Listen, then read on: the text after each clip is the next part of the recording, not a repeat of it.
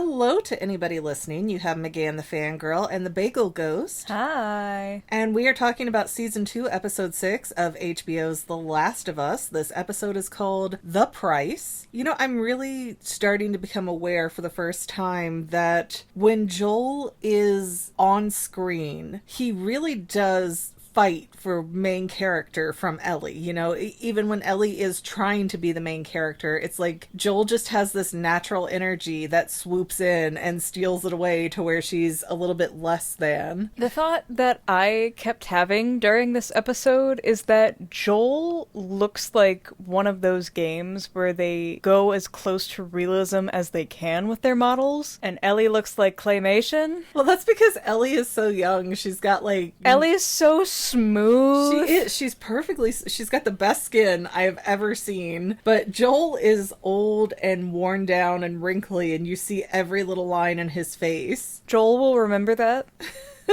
Well, not anymore, but... So we start off this episode going all the way back to 1983 in Austin, Texas, and we see these two kids we don't recognize, and the bigger one's like, don't worry, I'll take the heat for you, blah, blah, blah. And then we have a Sheriff J. Miller come in, and only the older kid is sitting at the table, and he's like, it was me, I bought the Mary Jane, and then I got in a fight with this kid, so what you heard, it was about me, it wasn't about Tommy. And it's like, oh, this is Joel and Tommy as kids, okay. As if the Sheriff J. Miller didn't help clue you in there. Well, I mean, a lot of people probably forgot that was his last name. I forgot it was his last name. I have not, but then again, this is definitely a scene that feels completely new to me. This is not taken from the game at all, and it's weird that the show kind of added this in so that it can circle back to it at the end of the episode. But the sheriff father talks openly about like, yeah, I beat you kids. Maybe I shouldn't do that, but you're getting it better than I got. So hopefully you'll do a little better with your kids, you know, something to that effect. And the generational trauma. It was weirdly poignant for a guy in the 80s who openly beat his kids, which at that time wasn't frowned upon. No, it really was not. It was actually encouraged, like, get the wooden spoon and beat them harder, just don't do it where CPS can see the bruises.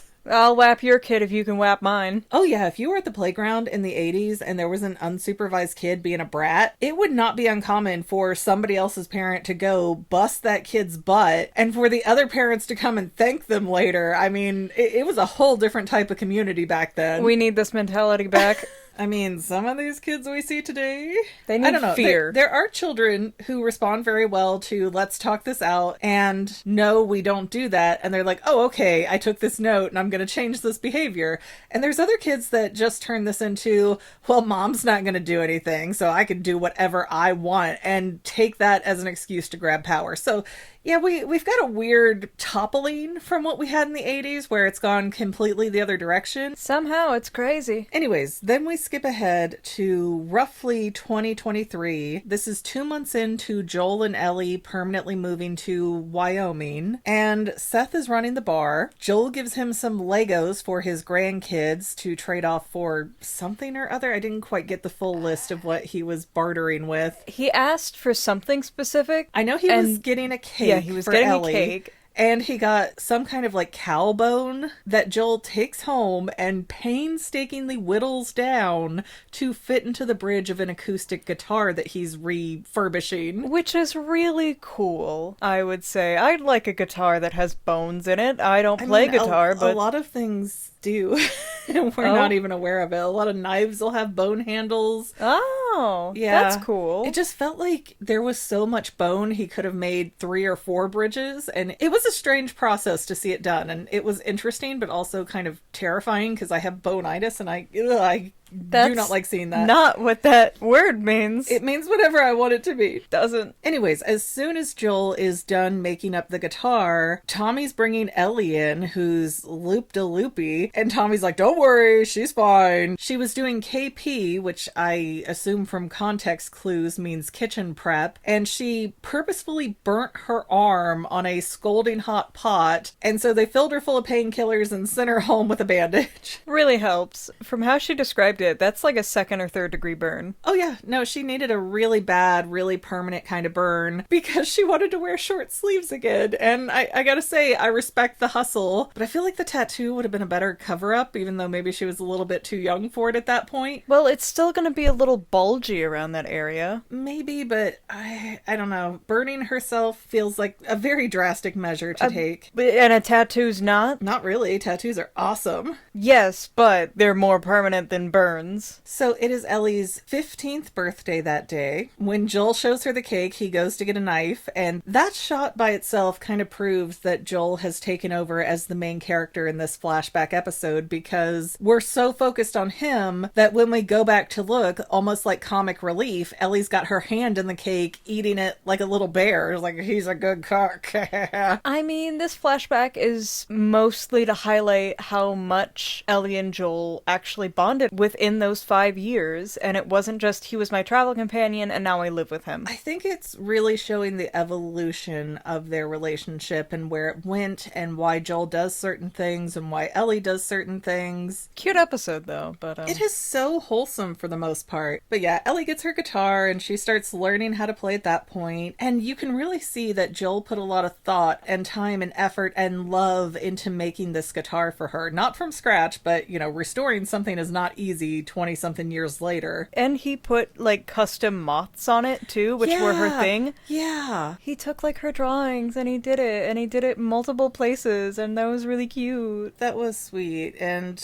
then we skip to 2024 roughly, because we don't know exactly when Ellie's birthday is in context. I figure it can't be at the end of the year or the beginning of the year because there's no snow. She seemed to be wearing short sleeves when she got burnt. Well, let's do some math here.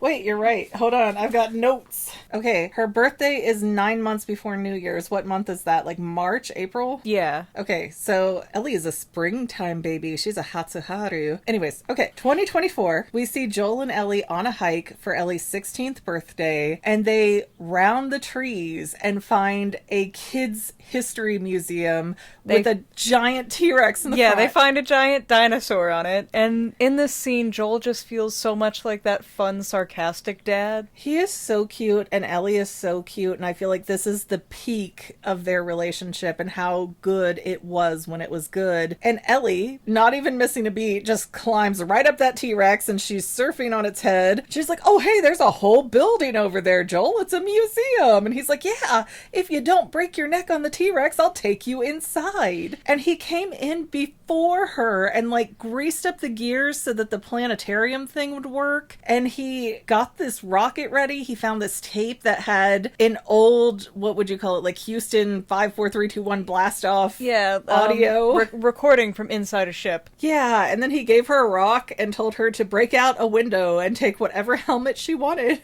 I feel like that is not the advice to give. I feel like you just go into the gift shops or whatever and find one. Well, all of these displays are meant to be changed out, so there's a door somewhere or a panel that opens somewhere.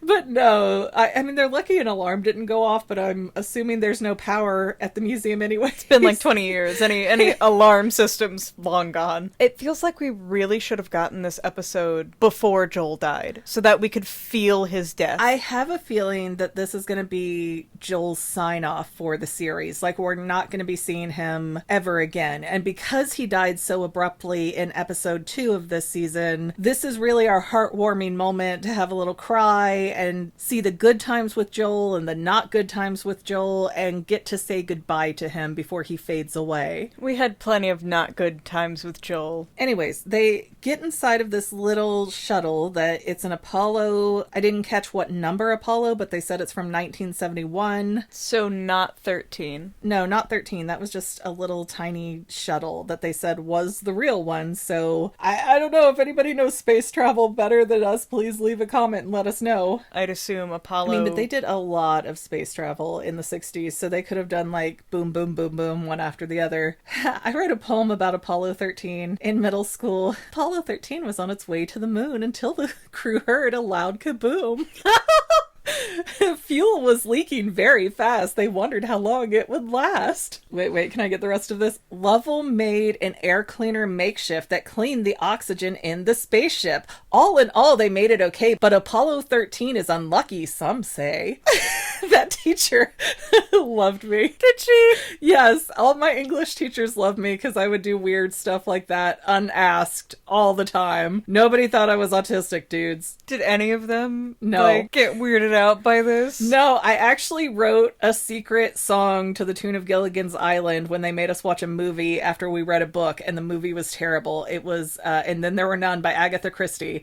And my friend took it from me, took the paper from me, ended up giving it to the student teacher, who comes running down the hallways waving it, like, wait, I want to talk to you. This is so great. And I'm like, oh my, I just like ducked through the side door and left. Like, I'm not having this. The secondhand embarrassment. Oh my goodness. It was a moment. But this has nothing to do with The Last of Us anymore, so let's get back on track. So once they've had their fun and Joel and Ellie are leaving the museum, Ellie kind of has this hesitation moment where she looks over and she sees a bunch of fireflies in the woods. And this is really the first time that we're seeing on screen since the end of season 1 where Ellie seems to be, having a moment of reflection that the firefly issue is not sitting well with her. I mean, it doesn't make sense, and she pokes holes through his story later. She does, because we get to Ellie's 17th birthday, and she's starting to kind of hit that teenageriness and act out, and Joel comes home early. He's got a cake. It's spelled right this time. It doesn't say happy birthday Eli. It says Ellie. So he taught Seth a thing or two. With his fist. Maybe with his fist. He's not shy about that. He took Seth's grandchildren hostage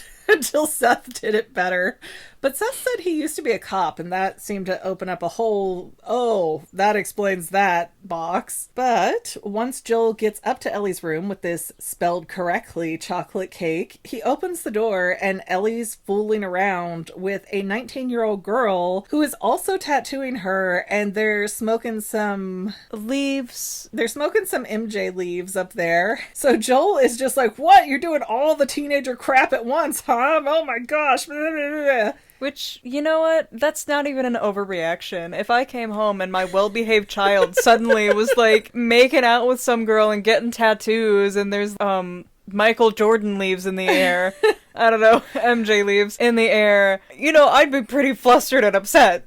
Yeah, and Joel kind of scolds Ellie. He's not like screaming, he's not threatening, but he gets very condescending with Ellie, and so that really makes her mad. And I have to agree, I am kind of on Joel's side here, because that's a lot to take in just a moment. And in Ellie's defense, she thought Joel wasn't going to be here, but at the same time, does it make it better though? Like, that's a lot to be doing all at once. I don't think the excuse that, Joel wasn't going to be here makes it better though, because you're still going to have pot smell everywhere, and you're still gonna have that tattoo. You could probably get away with the girl thing, but... Yeah, I think that Joel was kind of surprised to see Ellie with a girl, and I believe the year before on her 16th birthday when he was like, oh, you got a thing for Jesse, huh? And Ellie's like, no, you got no clue what you're talking about here, buddy. I'm pretty confident Ellie never had a conversation about her orientation with Joel, so again, I don't fault him for having a surprised reaction. I don't think he was mean about it, but I think he would have been a lot worse if it was a boy in her bed half-dressed. Oh, that boy would not have left alive. He would not have walked out with both legs. No fingers. So Joel walks away, Ellie's irritated, and Joel hears later a mattress moving across the floor, and Ellie's just trying to drag her stuff out to the garage, and he's like, there's no electricity, there's no heat, there's no running water, at least give me a few days to fix the garage up if you have to move out there. And he tried to pull one of those, well, this is my house, and Ellie's like, no, it's not, they gave it to you, we live in a commune. And you felt all of the pride and color leave his face. Yeah, I felt like he was completely emasculated in that one moment, but he took it with stride. Like, Joel took it very well, and he didn't fight it. He just took a breath. He must have in the back of his head gone, she's right, and I'm just gonna let her move to the garage because otherwise she might move into somebody else's house. Otherwise she might become my 13th reason, like... So at this point, Joel is seeing all the moths all over Ellie's room that she's drawing, and he's like, what are these even about? And Ellie's like, oh, those, I read about them in a dream book and I thought they were kind of cool, so you know. And Joel's just like, oh yeah, they mean like change and metamorphosis, right? But Joel must have not been confident in that because he went and found Gail and sat down at her table in a restaurant, and Gail's just like, do you see a "the doctor is in" sign like I'm Lucy from Peanuts? Like, girl, the sass. And this is before her husband Eugene is dead, so... I mean, I feel like if someone who I was acquainted with just sat down in front of me and interrupted my nice little lunch, I would be upset too. I guess it's true. If you're a medical doctor in this community, there's probably people coming down and sitting next to you and like, hey, look at this mole on my butt. Is this okay? It must get pretty annoying, I guess. I won't fault Gail too much for that, but it did seem really aggressive if Gail is supposed to be on the good stuff right now and totally mellowed out all the time at the same time. Joel does this a lot, apparently. This seems... He just aggravates Gail. But Joel asks about the moths, and he's like, hey, you're a doctor, you know about dream stuff, right? These mean change, don't they? And she's like, no, they mean death, you idiot. Butterflies mean change. I wish real therapists were as direct as Gail.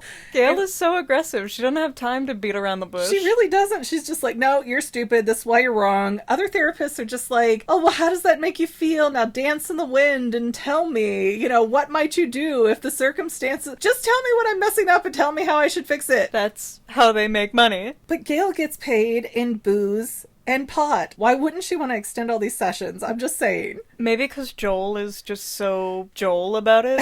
she just doesn't like Joel specifically. She just doesn't like Joel. I don't know. She was really blunt and direct with Tommy a few episodes back too, but I just chalk that up to being Gail's grumpy, husbandless personality. Apparently she's just always been like this though. But now we jump 2 years later, so we don't know what happened on Ellie's 18th birthday, but I assume it was either nothing or very quiet for once. And Ellie is sitting on her bed, kind of going over this list of questions that she wants to ask Joel about Salt Lake City and what happened there, because all these little details have just piled up and eating away at her, and the more she reflects on what Joel said, the less it makes sense. Which is fair. But then Joel knocks on the garage room door that she has, and she kind of resets her brain, hides the list, and Joel's like, oh, guess what? For your 19th birthday, I got you on patrol, so let's go. You're doing your first one with me through the most docile path that we have. But it wasn't. Within a few minutes, they see a horse running that is dragging its rider, and we never talk about who that was again. Just some guy. We also find Eugene, and he's been bitten, but he's sitting there going, hey, I just want to go back to the gate. I want to have Gail see me from a safe distance. I need to tell her some things, and then it's good. Then whatever happens to me is what has to happen to me, but I just really need to say goodbye to Gail. And Joel's telling him, you know we have rules. We can't do this, Eugene. But Ellie's like, stick out your hand. Okay, it's not shaking. Now count slowly. Okay, Joel, look, he has time. He has at least an hour before he's going to turn, so let's give him a shot to do this, and we'll tie him up, and we'll get him to say goodbye to Gail, and it'll be great. And Joel's just like, okay, go get the horses, Ellie. I'm gonna lead Eugene back up the trail here. Wink, wink, nudge, nudge. He's totally gonna see his wife in another 20 years. Yeah, and you can tell that Ellie is second guessing what Joel's saying, but Joel goes, no, I promise. Go ahead. It's fine. I promise. I'm not gonna shoot him. So Ellie goes off because she trusts in Joel completely. I mean, not completely, but like at least 80% of the trust. I think at this point, Ellie has questions. She has curiosities and things that don't add up, but she doesn't not trust Joel, at least not in any real way. It's a superficial, okay, you just explain this to me on why I'm wrong and I'll accept it sort of a mistrust. It's not a full-fledged issue yet. So Ellie's off to get the horses. Joel is walking Eugene up the trail by gunpoint. He gets him to this very beautiful cliff with like waterfalls and landscaping everywhere. It's gorgeous. And Eugene all of a sudden realizes, oh no, you're bringing me here so I see something pretty as I die, basically. And he starts begging and pleading to see his wife again. It's and that really... hurt so much more than Joel dying. It is a really sad, vulnerable moment when Joel's like, I have to do this. This is for the safety of everyone. Anything that you need Gail to know, you tell me and I'll tell her. And Eugene just starts breaking down and going, no, I don't need to tell her anything. Apparently not even where his weed was, because she doesn't know later. her. I need her to tell me things. I need her to say last words to me. And he's just having this whole sad freak out about how terrified he is. And he says something about, I need to see her face one more time. And Joel tells him, if you love someone, you can always see their face. Yeah. But then we see that parallel later when Joel is dying and the last thing he sees is Ellie. And I thought that that was such an interesting little moment that parallels his death later. This old man dying has taken more of an emotional toll on me than Joel being dead. Well, you can see why it caused the rift between Joel and Ellie. Oh, yeah, more than it already was. They already had a splintering where Ellie moved out in the garage, but very understandable why she's upset. Immediately, I would be upset. Yeah, immediately I thought, this is because Joel looked at her and said, I promise I won't shoot Eugene, and then he did it. Because in the last episode of the first season, when Ellie goes, Joel, tell me exactly what happens, and he said, it happened like this, I promise. And Ellie just goes, okay, and that's the end. And it's the exact same kind of vibe here, and Ellie recognizes that later in the episode, but it's the exact same thing here. He looked at her, dead serious, I promise I won't shoot him, but he knew all along that that's what he was going to do. I would be upset if my parent shot a very desperate old man. I feel like this is a moment that will divide the audience, because Ellie's not wrong, and Joel's not wrong. It's just, how do you feel about it? It's kind of like watching a Goofy movie, where depending on your age and whether or not you have children, you either side with Max or Goofy because you've been there or you haven't, or you see it from the younger perspective. And it's the same thing here. We have Ellie, who is completely being rational of, Eugene has time, his request is not unreasonable, we should grant it, and Joel going, this is a risk that could get us or other people severely hurt or killed. It's not worth that risk. I think the thing that highlights how special Ellie is to Joel is that Joel is not empathetic with a majority of people like Ellie is, which could be because she's young and she's just happier than Joel. Let's be honest, she's happier. But Joel is very logical, and he's only that vulnerable to Ellie, and that is where their decisions tend to split. Yeah, I don't even think he gets that raw with Tommy, for better or for worse. But now we jump to 9 months later. It's at the dance for New Year's Day, New Year's Eve, whatever it was. No, New Year's Eve, because they're doing the countdown. Yeah, I'll see you next year. And we see that from Joel's perspective this time, and then Seth starts running his mouth, so Joel gets up and punches him. And that's such a guy thing to do. Like, guys get mad, they punch each other, and then the next day they're best friends. Women don't seem to have that ability. Yeah, but like, then we take everything very personally in that regard. But then guys also don't know anything about each other. It's like, That's true. What? His birthday was yesterday? That's true. I'm just talking to Steven. I'm like, oh no, so-and-so's getting divorced? What happened? I don't know. But after the whole dance thing, we see Joel on the porch and Ellie kind of walking away from him like we did in the first episode of season 2. But this time, Ellie comes up to the porch and she and Joel have a really good, cathartic conversation where Joel kind of admits to everything. Although I do have an issue when Ellie asks, could they have used me to make a cure?